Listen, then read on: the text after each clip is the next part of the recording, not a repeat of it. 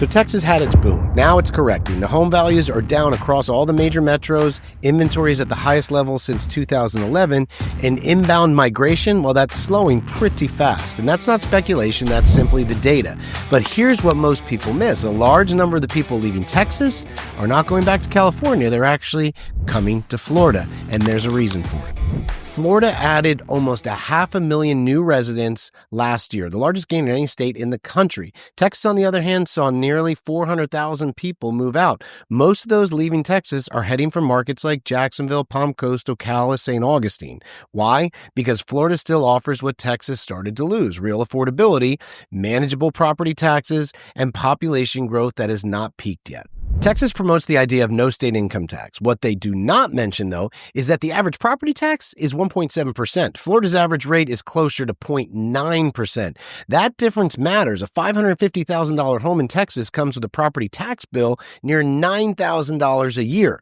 That same house in Florida, well, that's going to be roughly about $4,800, nearly half. That extra cash then will stay in the investor's pocket. So Texas issued about 260,000 new building permits at the peak in 2022.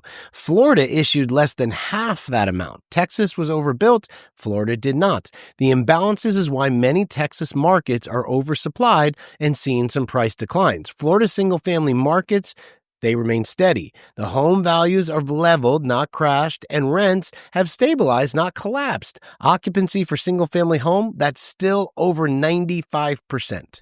Florida fundamentals are strong. Inbound migration, that continues to be nearly 1,000 people a day. Employment, stable with lots of new job source coming in. The cost of ownership is also lower. New construction, it has slowed enough to balance that demand, which is a good thing for everyone involved in the real estate market here. The state does continue to attract both families and investors who want long-term stability instead of short-term speculation. Texas, still a strong economy, but it built up too much and taxed too high. Florida stayed more disciplined, controlled its supply, and remained affordable. That's why investors and homeowners alike are still moving here to focus on that. Now, I'm Jim Shields with Southern Impression Homes. If you want consistent demand, predictable rent, and long-term value, look to the affordable markets in Florida. This is where the fundamentals still work.